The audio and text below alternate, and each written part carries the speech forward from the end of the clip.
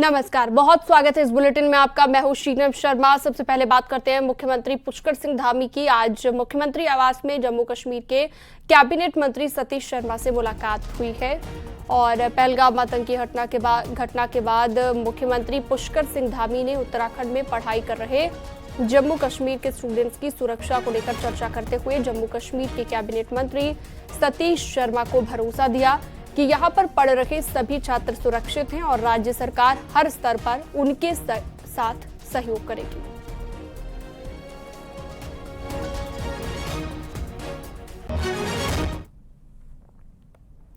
उत्तराखंड में दायित्वधारी अब सरकार और जनता के बीच की कड़ी के तौर पर काम करेंगे। 4 घंटे की लंबी मीटिंग में सीएम ने सभी दायित्वधारियों को आने वाले कार्यक्रमों में जुटने के निर्देश दिए। एक रिपोर्ट आपको दिखाते हैं।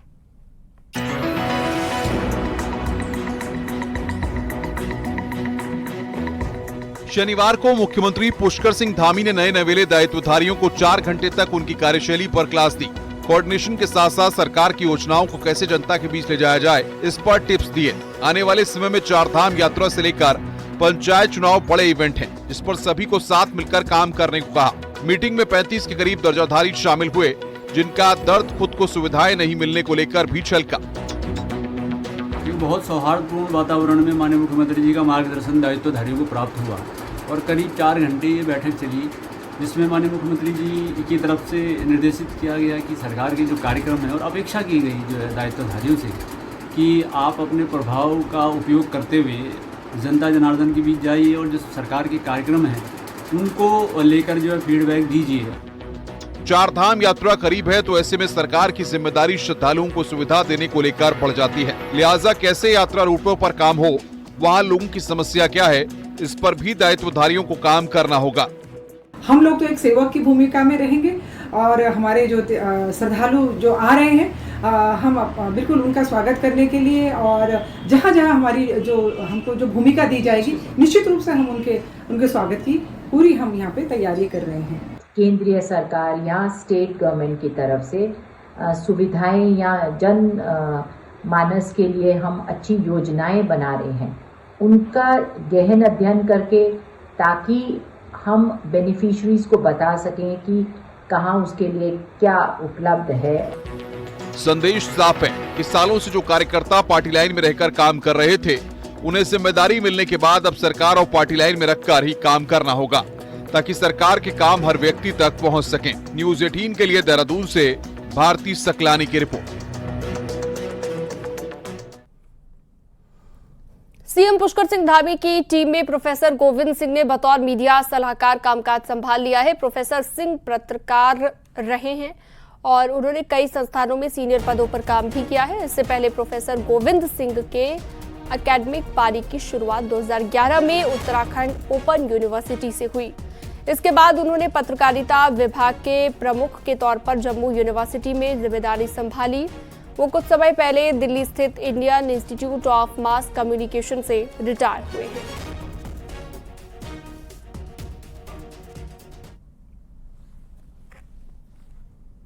आगे बढ़ते हैं। हरिद्वार स्थित पतंजलि गुरुकुलम से 10 साल का बच्चा दीवार फांदकर गायब हो गया। बच्चे के गायब होने पर पतंजलि प्रबंधन में हड़कंप मच गया, जिसकी जानकारी बहादुराबाद थाना पुलिस को दी गई। इस बीच बच्चे के परिजन भी बिहार से हरिद्वार पहुंच गए।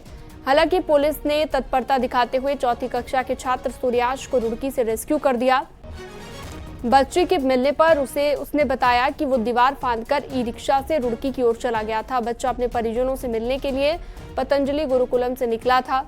पुलिस ने बच्चे को परिजनों को सौंप दिया है।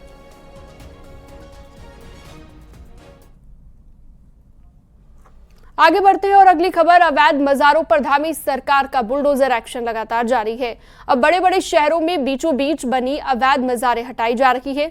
शनिवार सुबह दून हॉस्पिटल में बनी सालों पुरानी मजार का नामो निशान मिटा दिया गया। रुद्रपुर के बाद ये देहरादून में बड़ा एक्शन था, तो अब देहरादून के रेंजर्स कॉलेज की मजार पर एक्शन का इंतजार किया जा रहा है। देखिए,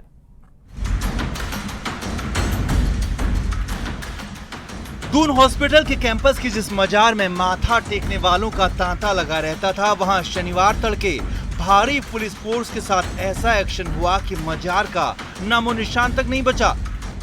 प्रशासन की जांच में 70 से 80 साल पुरानी मजार अवैध पाई गई तो धामी सरकार का बुलडोजर मजार पर कहर बनकर टूटा।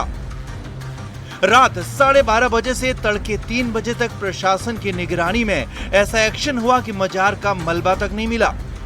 दरअसल ऋषिकेश के पंकज गुप्ता ने पिछले 4 साल में इस अवैध मजार की शिकायत जिला प्रशासन से लेकर पीएमओ तक की। जब जांच में सब अवैध पाया गया तो शुक्रवार रात सन्नाटे में इसे तोड़ दिया गया। मजार में चादर प्रसाद बेचने वाला शफीक अहमद सख्ते में है। धन्यवाद मुख्यमंत्री पुष्कर सिंह धामी जी, धन्यवाद उत्तराखंड शासन, धन्यवाद देता हूं पीएमओ भारत सरकार। मेरी एक शिकायत जो चली तो लगभग 3 से 4 साल, लेकिन अंतोगत्वा आज उसका निस्तारण किया गया। दून हॉस्पिटल के सामने जो अवैध मजार बनी हुई थी उसको ध्वस्त कर आम जनता के लिए जो परेशानियां थी उसको दूर किया गया। तो इन्होंने 4 विभागों की एक समिति बनाकर उस समिति के माध्यम से इस पर निष्कर्ष लेना चाहा और समिति ने न्यायपूर्वक निष्कर्ष लिया और यह माना कि ये अवैध मजार है तो उसको हटाया जाना उचित है, न्याय संगत है। वजह पता ही नहीं लगा, हम तो सो रहे पड़े घर में। गलत हुआ ना, अब सुबह को पता लग रहा है जब वहां से कुछ भी नहीं छोड़ा, तो घर का सामान रखा था वो भी उठा के ले गया। जो उन्होंने करना सरकार ने कर दिया, वो तो जो होना था वो तो हो गया। अब वो सामान दिलवाओ हमारा वापसी। दून अस्पताल की मजार मेडिकल कॉलेज कैंपस में थी जहां तमाम मरीजों के तीमारदार और लोकल अक्सर आते थे। वहीं इससे पहले प्रसिद्ध दून स्कूल की मजार भी हटाई जा चुकी है। ऐसे में अब सवाल उठ रहा है कि क्या परेड ग्राउंड के पास रेंजर्स कॉलेज की पुरानी मजार भी टूटेगी। ये मजार भी अंग्रेजों के जमाने की है और ये कॉलेज सेंट्रल फॉरेस्ट डिपार्टमेंट का है। डीएम देहरादून का कहना है कि पब्लिक और सरकारी प्रॉपर्टी में अतिक्रमण जहां भी होगा वहां एक्शन होगा। सूत्रों का दावा है कि देहरादून जिले में ऐसी 70 मजारें हैं जहां बुलडोजर कभी भी चल सकता है। ऐसा कोई टारगेटिंग नहीं है। जो एक्ट है उसके इंटेंशंस बहुत क्लियर हैं कि हमें अपनी पब्लिक लैंड को कंजर्व करना है, पर्टिकुलरली जो हमारी क्रिटिकल इंस्टीट्यूशंस हैं ऑफ पब्लिक इम्पोर्टेंस, तो उसी के मद्देनज़र ये कार्रवाई आगे भी चलती रहेगी। पूरे प्रदेश में अब तक करीब 550 धार्मिक अतिक्रमण हटाए जा चुके हैं, जिनमें बड़ी संख्या अवैध मजारों की है। शहरों के कोने कोने में तो अभियान चल चुका है। अब बीचों बीच बनी मजारों पर भी बुलडोजर चल रहा है और इसी हफ्ते रुद्रपुर में पहचान रखने वाली मजार को नेशनल हाईवे से हटाया गया और अब दून मेडिकल कॉलेज की मजार पर एक्शन हुआ।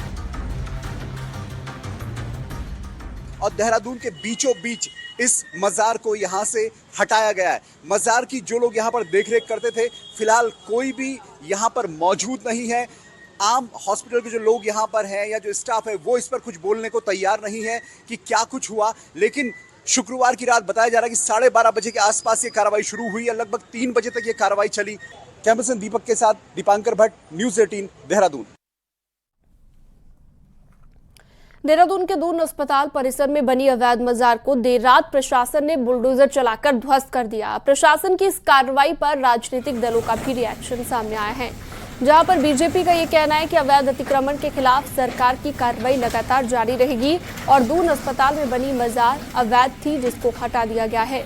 वहीं कांग्रेस का ये भी कहना है कि अवैध निर्माण पर कार्रवाई होनी चाहिए, लेकिन बीजेपी की केंद्र और राज्य की सरकार समाज को बांटने और हिंदू मुस्लिम के लिए ये कार्रवाई कर रही है और बीजेपी का एजेंडा केवल हिंदू मुस्लिम, हिंदुस्तान और पाकिस्तान करना है।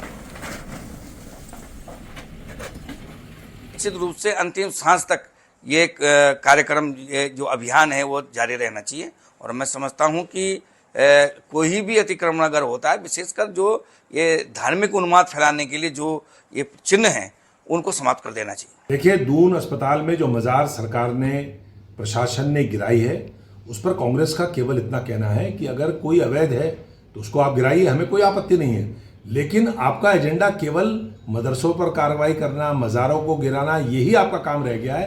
केंद्र की सरकार का भी और राज्य की सरकार का, उनको किसी न किसी बहाने समाज में नफरत फैलानी है, विभाजन करना है, हिंदू और मुसलमान करना है, पाकिस्तान और हिंदुस्तान करना है। इसके अलावा इनके पास कोई काम नहीं है। इस हफ्ते धामी सरकार रुद्रपुर और देहरादून में 2 चर्चित मज़ारों पर बुलडोजर चला चुकी है और ये ऐसी मज़ारें रही हैं जो सरकारी जमीन पर कब्जे की नियत से बनाई गई थी। लेकिन हल्द्वानी मेडिकल कॉलेज में बनी मज़ार पर अभी तक कोई एक्शन नहीं हुआ। यहां भी एक मज़ार मेडिकल कॉलेज कैंपस में ही बनी हुई है। हालांकि जब से सीएम धामी का एक्शन अवैध मज़ारों के खिलाफ शुरू हुआ, इस मज़ार में कोई भी मौलाना इबादत के लिए नहीं आया। ऐसे में सवाल ये उठ रहे हैं कि मज़ार पर एक्शन कब होगा। सरकारी जमीनों पर बनी हुई अवैध मज़ारों के खिलाफ राज्य की पुष्कर सिंह धामी सरकार का एक्शन लगातार जारी है।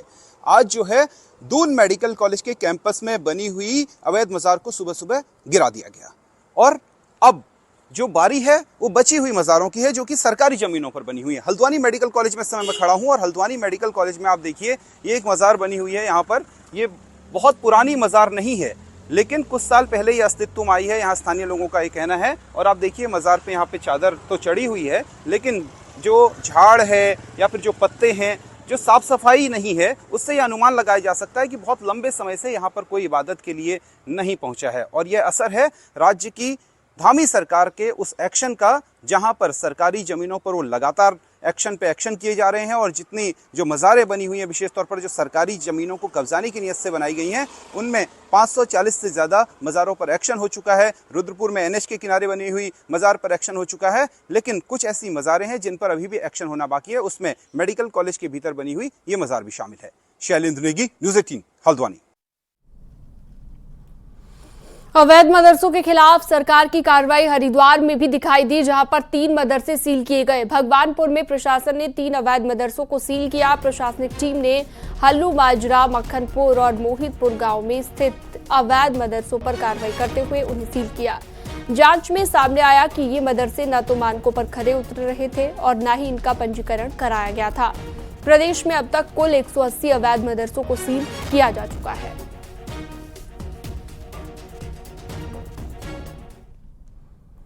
जून में पंचायत चुनाव हो सकते हैं। बीजेपी के प्रदेश अध्यक्ष महेंद्र भट्ट का कहना है कि मुख्यमंत्री से उन्होंने मांग की है कि जून में पंचायत चुनाव होने चाहिए। इस दौरान चारधाम यात्रा का प्रेशर भी कम हो जाएगा और कांग्रेस का ये कहना है कि बीजेपी भले ही तैयार हो, लेकिन जरूरी है कि सरकार वक्त पर चुनाव के लिए तैयार हो। चुनाव पीछे नहीं जाएगा क्योंकि 4 मई से यात्रा विधिवत रूप से प्रारंभ हो जाएगी और जून के माह तक जो 1 माह यात्रा का जब थोड़ा यात्रा चरम पर रहे, उसके तुरंत बाद जून के माह में विधिवत रूप से पंचायत के चुनाव होने चाहिए। ऐसी हमने माननीय मुख्यमंत्री से मांग भी की है। पूरी तरह तैयार हैं और हम तैयार हैं तो निश्चित रूप में सभी पूरे तमाम मतदाता भी तैयार हैं। अब तो जब भट्ट जी ने कह दिया कि वो भी तैयार हैं, उनकी पार्टी भी तैयार है, बस सिर्फ तैयार नहीं है तो उत्तराखंड की सरकार तैयार नहीं है। और जब तक सरकार तैयार नहीं है तो तब तक सबका तैयार होकर कोई मतलब नहीं बनता है। इसलिए सरकार को तैयारी करनी चाहिए और तत्काल पंचायतों के चुनाव करा देने चाहिए। गर्मी बढ़ने के साथ साथ जंगलों में आग लगने की घटनाएं भी बढ़ने लगी है। कुमाऊं में, हल्द्वानी, रामनगर और नैनीताल में जंगलों की आग धधक रही है, जिसे कंट्रोल करना एक बड़ी चुनौती बन गया है। पिछले 24 घंटे में आग बेकाबू सी हो गई है।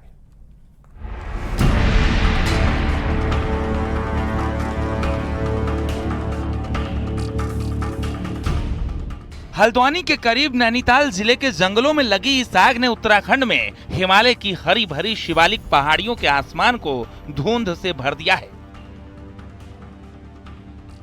यहाँ रामनगर, नैनीताल सॉइल और नैनीताल डिवीजन के जंगल धू धू कर जल रहे हैं। रात के समय ली गई ये तस्वीरें बता रही हैं कि आग किस तरह से इन हरे भरे जंगलों को जलाकर राख कर रही है। हालांकि अधिकारियों का दावा है कि फॉरेस्ट की टीमें आग बुझाने के काम में लगी हुई हैं। पश्चिमी हल्द्वानी में जो भी एक लार्ज फॉरेस्ट फायर का जो अलर्ट आया था वो हमें रामनगर वन प्रभाग के 2 जगह में मिला था, फतेहपुर में और काला डूंगरी क्षेत्र में हमको इसके अलर्ट्स मिले थे। तो इसमें जो फतेहपुर वाला है वो आग जो है वो कंट्रोल हो गई है और दूसरी जो दमवा ढूंगा क्षेत्र में जो फॉरेस्ट फायर की घटना थी उसमें भी मौके पे स्टाफ है और टीम हमारी काला डूंगी से भी आई हुई है, उसको बुझाने पे वो प्रयासरत है। मोस्ट प्रोबेबली वो दोपहर तक उसको हम लोग कंट्रोल कर लेंगे। दूसरी तरफ बढ़ती आग को देख जिला प्रशासन ने एसडीआरएफ और एनडीआरएफ को भी फील्ड में उतरने के निर्देश दिए हैं। ताकि तेजी से आगे बढ़ रही आग को रोका जा सके। SDRF, NDRF को भी अलर्ट में रखा गया है। कहीं भी कोई ऐसा बड़ा इंसिडेंट होता है तो वहां पर SDRF को भी प्रयोग किया जा रहा है। हमारे यहाँ 1-2 लोकेशंस पर बड़ी फायर की घटनाएं हुई भी हैं, लेकिन सभी विभागों के समन्वय से वो समय रहते कंट्रोल भी करी गई हैं। कोई बड़ी जनहानि अभी तक नहीं हुई है और संपत्ति की, जो सरकारी संपत्ति की या प्राइवेट संपत्ति की, कोई बड़ी हानि अभी तक संज्ञान में नहीं आई है। जाहिर है आग लगातार पहाड़ों की तरफ बढ़ रही है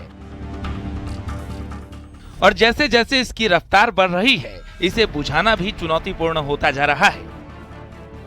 पिछले 24 घंटे में एक तरफ जहां हल्द्वानी से सटे कालाढूंगी, फतेहपुर और दमुआ दुंगा के जंगल जल रहे हैं, तो दूसरी तरफ नैनीताल में हनुमानगढ़ी, जून एस्टेट और रामगढ़ में आग धधक रही है, जिसे कंट्रोल करना मुश्किल हो चला है।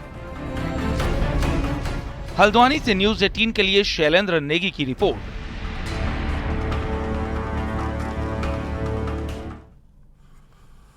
चारधाम यात्रा की सुरक्षा को लेकर बड़ी खबर के पहलगाम आतंकी हमले के बाद अब चारधाम यात्रा के लिए भी सुरक्षा बढ़ा दी गई है। चारधाम रूट पर एंटी टेररिज्म स्क्वाड और बम डिस्पोजल स्क्वाड भी तैनात रहेगी। ATS की एक टीम चारों धामों में तैनात रहेगी, तो 2 टीमें ऋषिकेश में तैनात होंगी, जबकि BDS की एक यूनिट देहरादून में और दूसरी यूनिट रुद्रप्रयाग में तैनात होगी।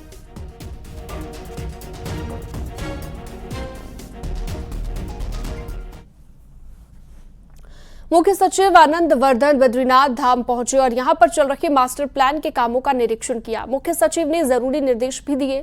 इस दौरान कई कामों को उन्होंने मई तक पूरा करने के निर्देश दिए। साथ ही कार्यदायी संस्था को निर्देश दिया कि अस्पताल को अगस्त तक हैंडओवर किया जाए। रिवर फ्रंट और अन्य काम भी जल्दी पूरा करने के लिए कहा गया। मास्टर प्लान के हिसाब से काफ़ी काम हमारे या तो पूरे हो चुके हैं या पूरे होने की स्थिति में है, और कुछ कार्य है जो कि अभी शेष है, उसमें कुछ समय लगने की भी संभावना है।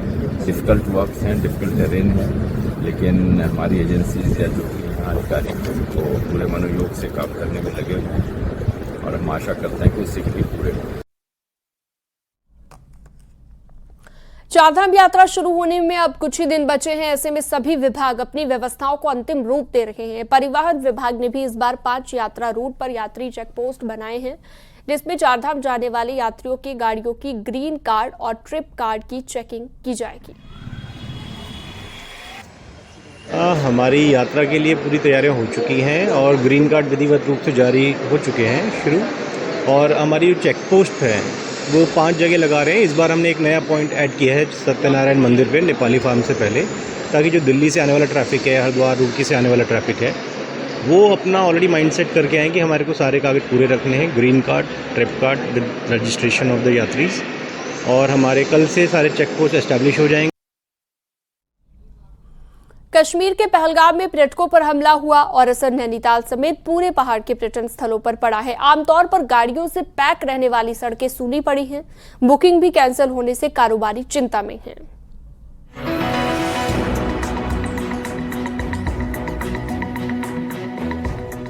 कश्मीर घाटी में पर्यटकों पर हमले के बाद नैनीताल में भी पर्यटकों की कमी नजर आ रही है। इस वीकेंड पर नैनीताल जैसे टूरिस्ट स्पॉट खाली दिख रहे हैं, तो शहर के बाहर भी पार्किंग और सड़कें जाम मुक्त हैं। हालात इस वीकेंड पर ऑफ सीजन जैसे नजर आ रहे हैं, जिसका असर पर्यटन कारोबार पर सीधा पड़ रहा है।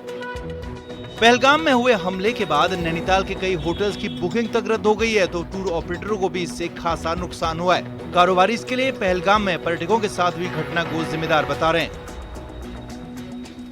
इस वक्त जो पहलगाम वाला जो अभी हुआ है, जिसमें हमारे बहुत सारे लोगों का ऐसा दरिंदे से जो मौतें हुई हैं, उसकी वजह से क्या है कि हर इंसान थोड़ा डर गया, थोड़ा सा क्या एक्टिविटी होगी, कैसा अभी समय आएगा करके। तो ये वीकेंड तो मेरे को नहीं लगता कि कुछ हो पाएगा, और जो आज की स्थिति दिख भी रही है उससे ये साबित हो रहा है कि ये वीकेंड तो चलना है। अप्रैल महीने की शुरुआत से ही नैनीताल और कैचीधाम में पर्यटकों की भीड़ उमड़ने लगी थी। सड़कें जाम से पट रही थी, तो टूरिस्ट की भीड़ वीकेंड पर दोगुनी हो रही थी।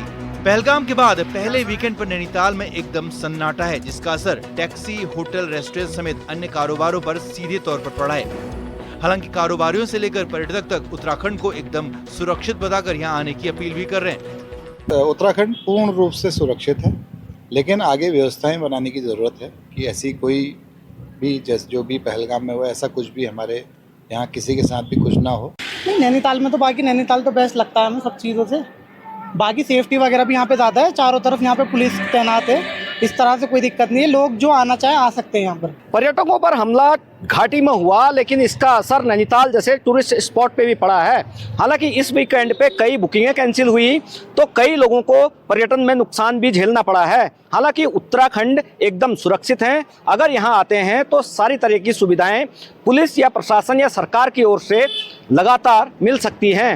वीरेंद्र बिष्ट, न्यूज़ 18 नैनीताल। नैनीताल में न्यूज़ 18 पर खबर चलने के बाद नैनीताल नगरपालिका ने उन सभी गाड़ियों के पास रद्द कर दी है जो गाड़ियां नैनीताल में प्रतिबंधित है। इसके साथ ही पालिका ने गाड़ियों के पास बनाने पर भी रोक लगा दी है। हालांकि पालिका ने इसके लिए भी जिला प्रशासन को जिम्मेदार बताया और अध्यक्ष की तरफ से कहा गया कि जब गाड़ियों को नैनीताल में प्रतिबंधित किया गया तो इनको नैनीताल के लाइसेंस क्यों दिए गए हैं। पास को लेके स्थिति जैसे उच्च न्यायालय का आदेश हुआ, हमने जो पास इशू कर रखे थे वो एकदम कैंसिल कर दिए हैं, क्योंकि ये हमारी कमी नहीं है। इसमें प्रशासन ने पहले ही रोकने चाहिए थे गाड़ियाँ। दूसरा है कि जो हमारे आरटीओ थे उनको यहाँ नहीं भेजना चाहिए। जब वैन था पहले ही तो वैन रहना चाहिए था, और बिगड़ वर्ष भी उनको पास मिला है, जबकि यहाँ पर प्रशासक बैठे हुए थे। पिथौरागढ़ से देहरादून के लिए हवाई सफर करने वालों के लिए अच्छी खबर के अब इस रूट पर दिन में 2 बार प्लेन उड़ान भरेगा। अब तक फ्लाईबिग एयरलाइंस का प्लेन सिर्फ 1 चक्कर लगाता था, लेकिन यात्रियों की डिमांड पर सीएम पुष्कर सिंह धामी ने ये फैसला लिया है। पिथौरागढ़ की मेयर कल्पना देवलाल ने सीएम धामी का आभार जताया है। मेयर का कहना है कि सीएम के प्रयासों से जहां पिथौरागढ़ दिल्ली रूट का किराया कम किया गया, अब देहरादून के लिए दिन में 2 बार हवाई सेवा शुरू की जा रही है।